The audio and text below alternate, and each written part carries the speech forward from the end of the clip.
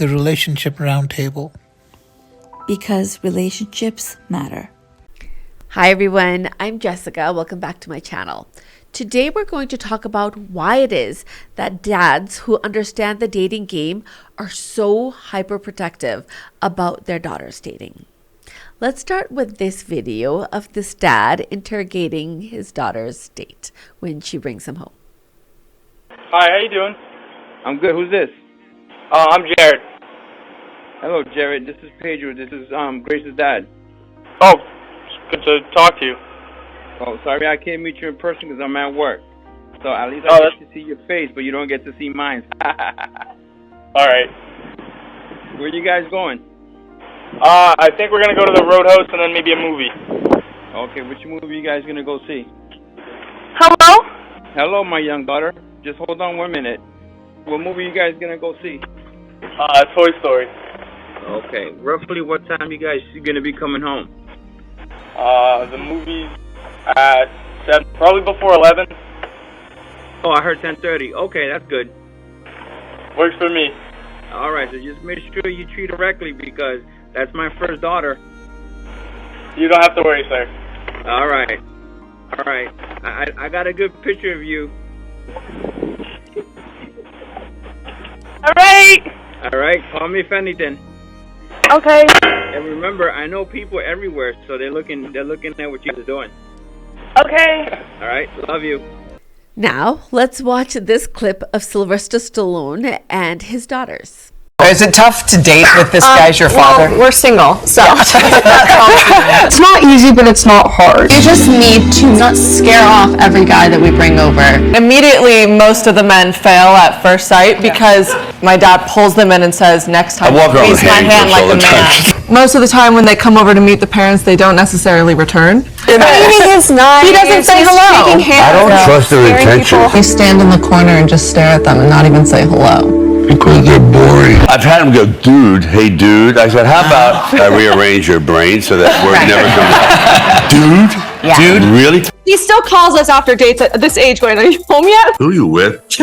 Put him on the phone. So now we have Sean Penn, who is also Madonna's ex-husband, and he's dated so many women in Hollywood. And this is his take on his daughter bringing her date home.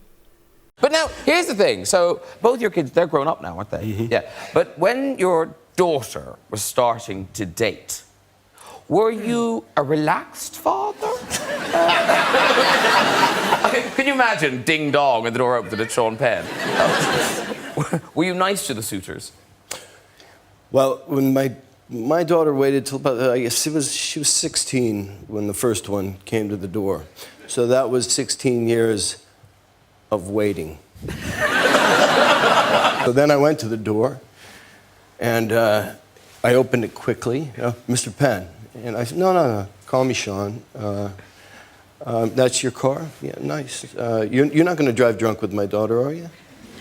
No, sir. No, call me Sean. Oh, yeah, yes, sir, Sean. And he says, no, I won't drive. Good. Listen, I prefer you get her back early. But I want you guys to have a good time and all. But the main thing, whatever time you do get her home, whatever you do with her while you're out, I'm going to do with you when you get her home. I would argue that the more dads have dated around, the more protective they are of their own daughters around other men. Steve Harvey explains it better than I can in this clip over here. Nothing compares to when you have to meet a girl's father. Not because men are tougher, it's just that dads know what guys are really thinking. So, see, you can't charm us because we know your true intentions here. So this begs the question, what is it that makes these dads so dang protective about their own daughters dating?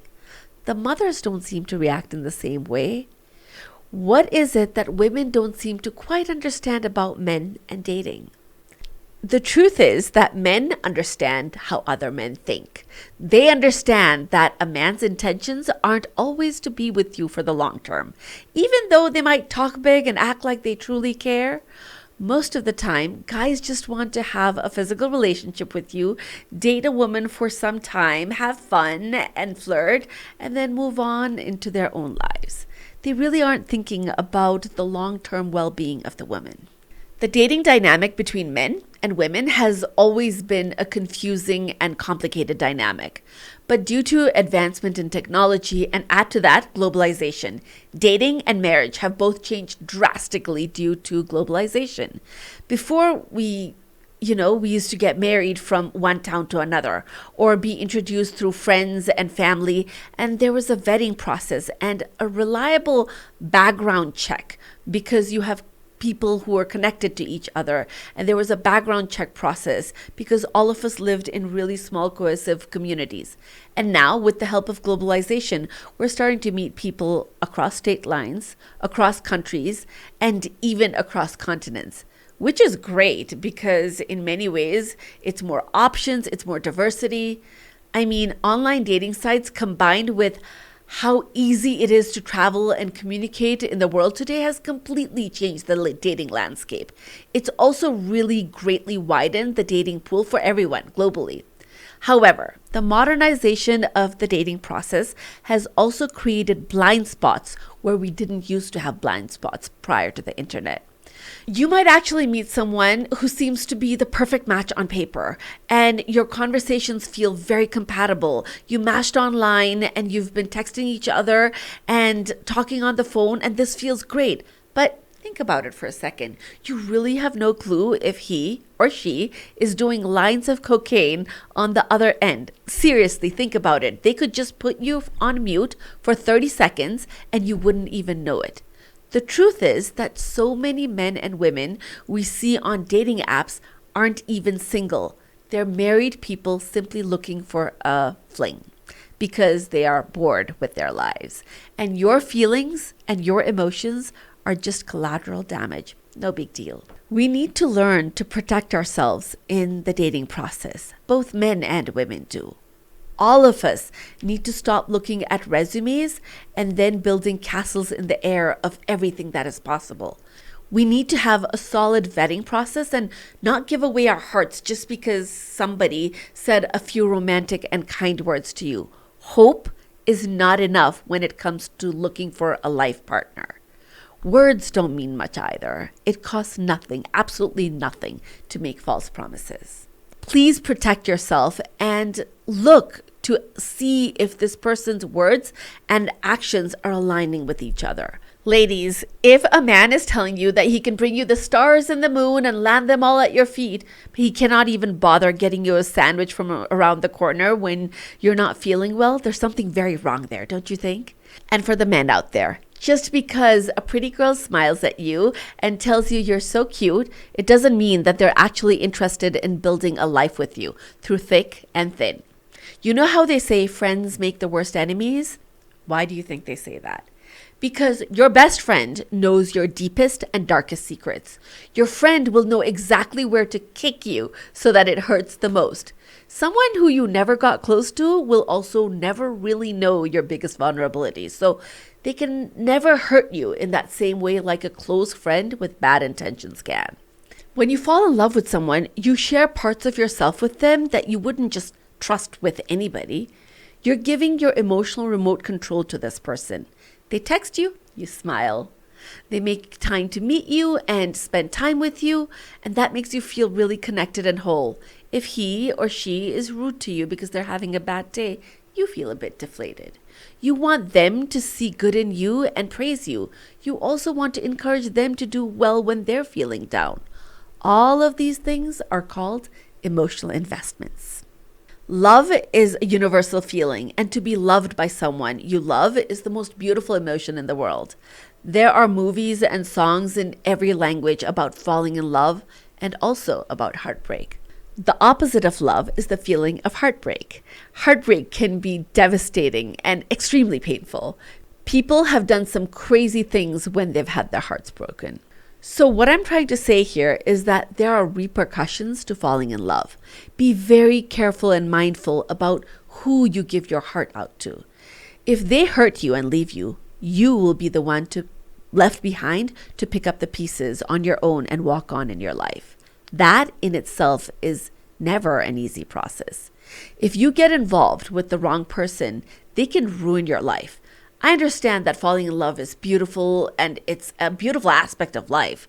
But first, you need to make sure that they're worthy of having your heart. That this person, you want to make sure that they will do right by you even when it's hard to. You don't want to just give your heart to somebody who won't even value it. You want to be able to give your heart to someone who will value it and take care of it, not someone who will drop it and run at the first sign of trouble, or worse, someone who will take your heart and poke at it just for fun. Take the time to vet the person you get emotionally involved with.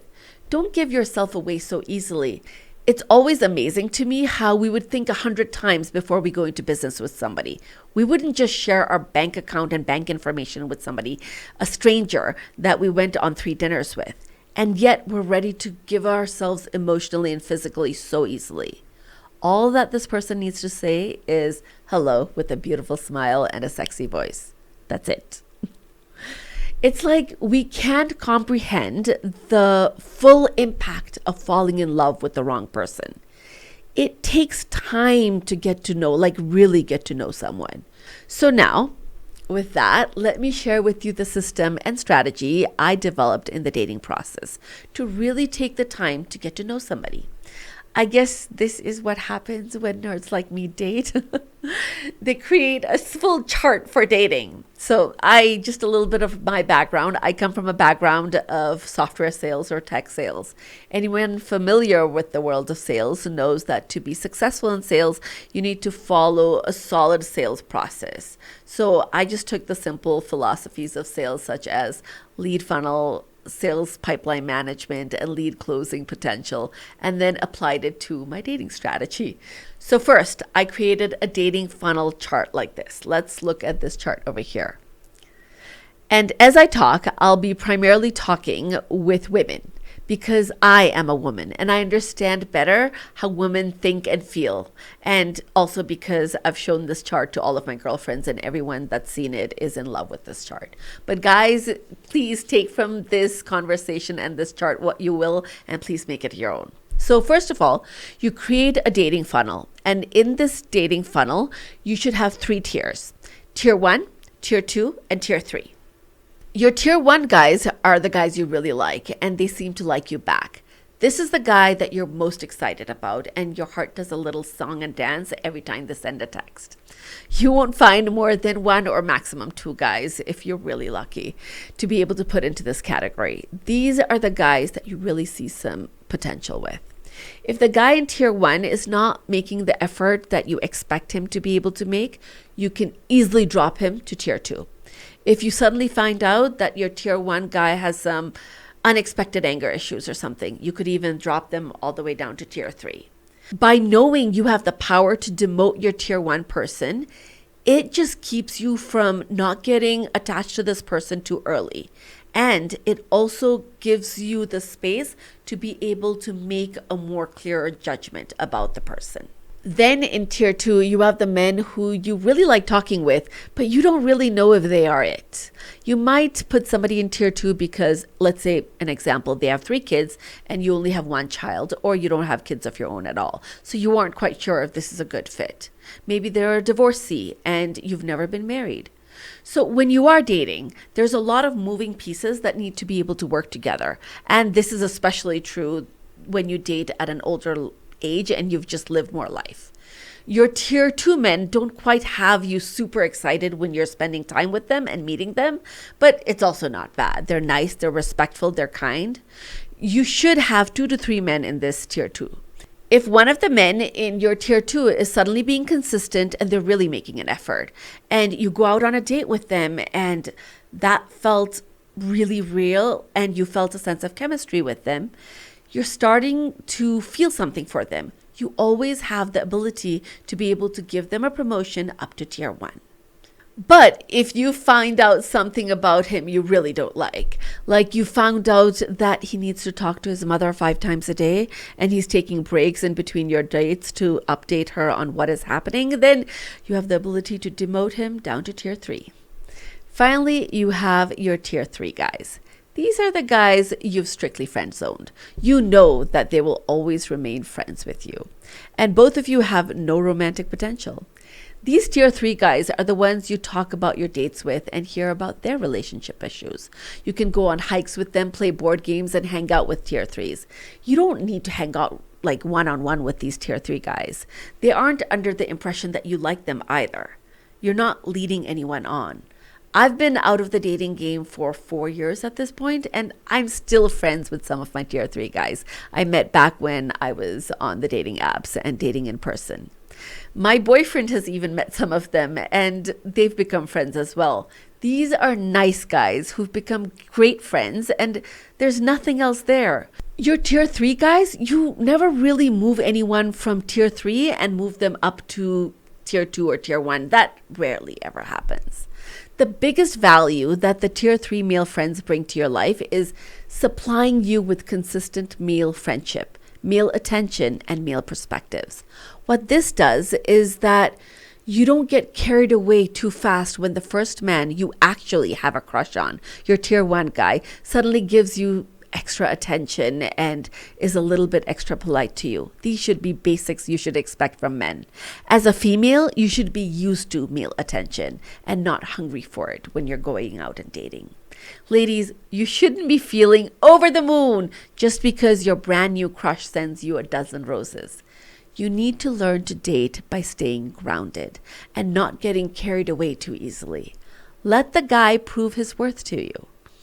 You should have a tier system running like this consistently until you're 100% sure you want to be exclusive with someone. There is nothing ethically wrong with multi-dating. Just because you're dating all these guys doesn't mean you're sleeping with anyone, nor does it mean that you're lying to anyone. I told my now boyfriend that I didn't know him well enough to be his girlfriend and did not commit to being exclusive with him for 2 months until after we met. I never lied to him. If men want you, they will stick around and start making an effort, as long as you're not being shady and lying to them. They will likely be dating others too, as they should. Both parties should be getting to know people before you decide who you want to exclusively date. No one can expect your loyalty after just 3 dates, and you can't expect anyone's loyalty after 1 or 2 dates. That's ridiculous. You don't even know them yet to tell them about your deepest, darkest secrets. You don't even know if they're willing to accept all sides of you. A potential partner is not entitled to know your weakest vulnerabilities. Not so soon. Knowing your secrets is a privilege that warrants trust and friendship. You're just beginning to understand the character of this man and seeing if you can enjoy some quality conversations together. At this early stage, you're just checking for overall compatibility, and you're seeing if you can even trust this person as a friend. That's it. Even after I started to date my boyfriend exclusively, I still kept the tier system going. But this time, it wasn't with other men. That wouldn't work out. It was with activities. Once I was exclusively his girlfriend, I started keeping my life full with activities like Pilates and public speaking, swimming classes. I spent more time with my dear girlfriends. I also still had my tier 3 guys I was hanging out with as friends. Maintaining that consistent flow of friendship with your tier 3 guys is very important to women, especially in the first year of the relationship. Your boyfriend shouldn't be your only source of male attention. The key is really in keeping your life full. And the man should only be an add-on to your life. Don't make anyone your whole life and your whole world and give them all of your mental real estate in the very beginning when you've just met this person. What that does is it clouds your judgment of this person. For the first 6 months or so, you should only be vetting to see if this man is even worthy of having your heart. Call it the probation period. Does he have what it takes to be your man? Is he even worthy of dating you? How does he behave around other people? This is especially true if you're a single mom or dad. You shouldn't even consider giving your heart to a man or woman who you can't trust your children with. As a parent, it is very reckless to build castles in the air before you barely know this person. None of us should fall in love with potential. Learn to make decisions based on the reality of this potential mate's values and character and behavior. However, once you have taken the time to choose someone, you finally found the one person who you feel like you can trust him or her, love, and you're proud to call them yours. At a certain point, you also need to be able to give 100% of your loyalty to this person, because relationships are fragile. My philosophy for dating is to take time to vet and select your partner. Then, at a certain point, you make the decision to commit to the relationship and work together towards a true partnership. You form an alliance with one another and face the world together. Your loyalty and support for this person should be unwavering. But that is what commitment is. With that, have fun, start multi-dating, and just know that nobody that you just barely met deserves all your loyalty nor all your attention. I actually went on over 100 dates when I was dating, and I kept an Excel sheet. Maybe I'll share that with you guys one day. Maybe I won't. We'll see. But if you're anywhere in the dating process, definitely subscribe for more content like this, and see you all next week. Bye.